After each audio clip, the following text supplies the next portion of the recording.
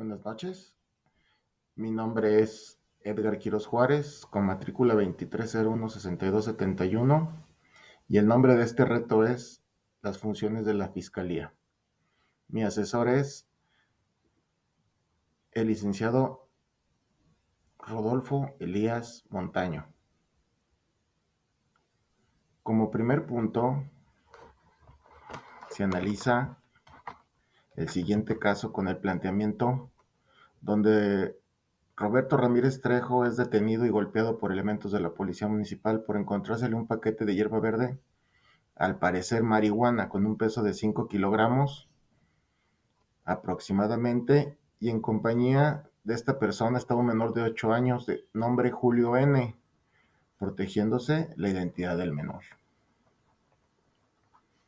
Respondiendo al desarrollo, la primera pregunta sobre quién realiza la puesta a disposición de Roberto Ramírez Trejo. La puesta a disposición inicial la hacen los agentes de la policía al Ministerio Público de la Fiscalía, donde por el tipo de delito que es, será turnado mediante oficio al Ministerio Público de la Fiscalía Federal por tráfico de estupefacientes. Dando respuesta a la segunda pregunta, ¿cuál es la función del Ministerio Público en este caso? El Ministerio Público Federal ordenará el análisis de la supuesta droga e iniciará la averiguación de la existencia de delitos y comprobará la responsabilidad de la persona para generar la averiguación con el cuerpo del delito y la probable responsabilidad del imputado. Si ambas se cumplen, el Ministerio Público debe ejercer la acción penal contra el responsable por auto de consignación ante juez penal competente. En caso contrario, debe resolver el no ejercicio de la acción penal y archivar el expediente. Como tercera pregunta, sobre cuál es la función del Ministerio Público con relación al menor de edad, bueno, lo debe de poner a disposición del tribunal o juzgado para menores por su edad, donde se dará aviso a sus tutores o familiares para que se hagan responsables de recogerlo.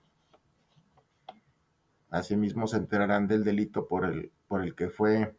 de alguna manera consignado a este juzgado, toda vez que no puede ser imputado por ser menor de edad. Con respecto a la cuarta pregunta sobre que dice, narra la función de los jueces de control, jueces de enjuiciamiento y jueces de ejecución.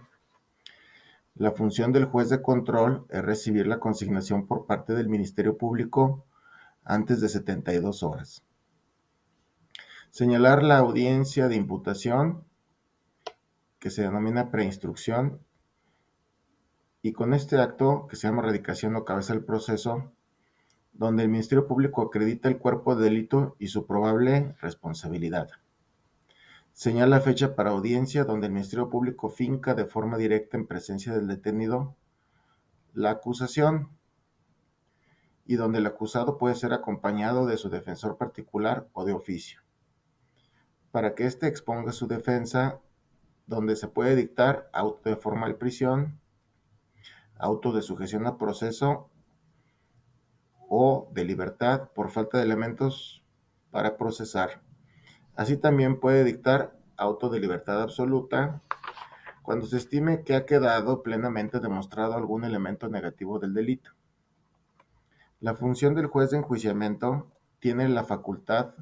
de recibir las pruebas de las partes, discriminar, desahogar,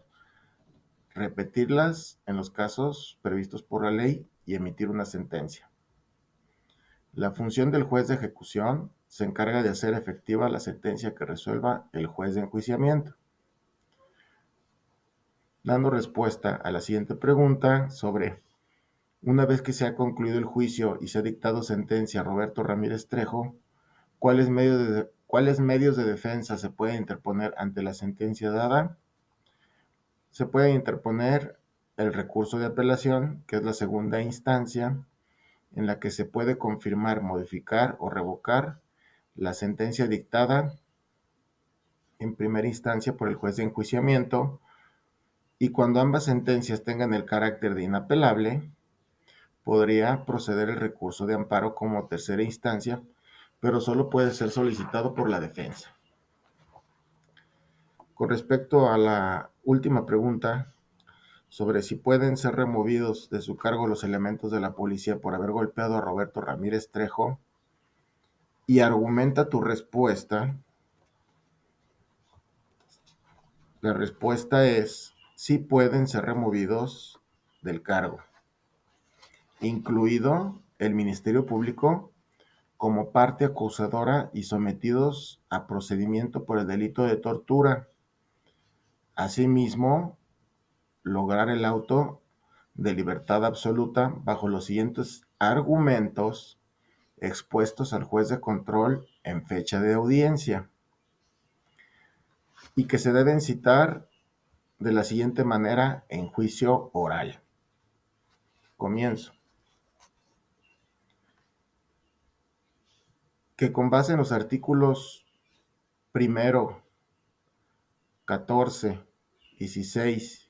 19, 20, 22 de la Constitución Política de los Estados Unidos Mexicanos, referidos en su generalidad a la protección personal y la forma en que fueron vulnerados sus derechos al ser aprehendido sin orden judicial y lesionado físicamente sin haber opuesto resistencia,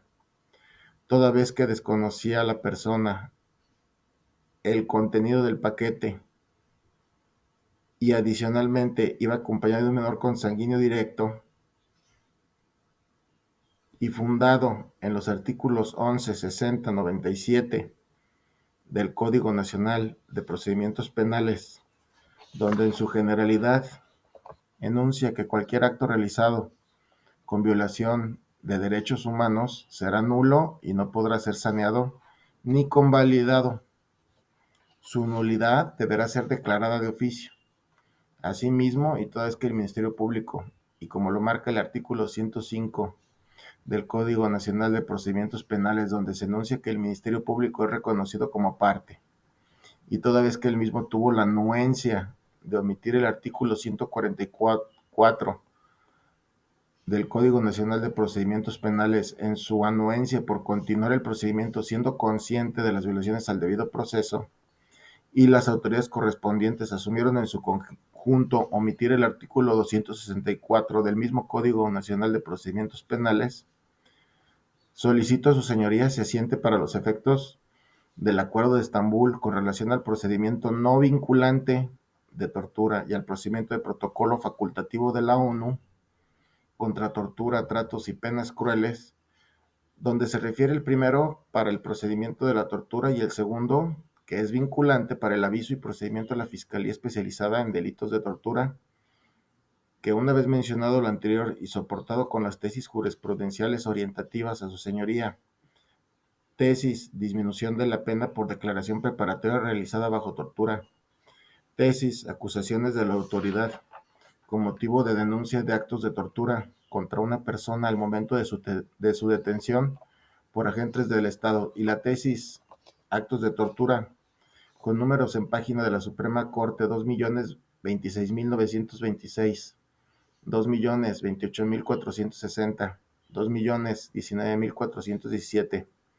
y que una vez expuestos los incidentes como lo marca el concepto de interposición y motivación expuesto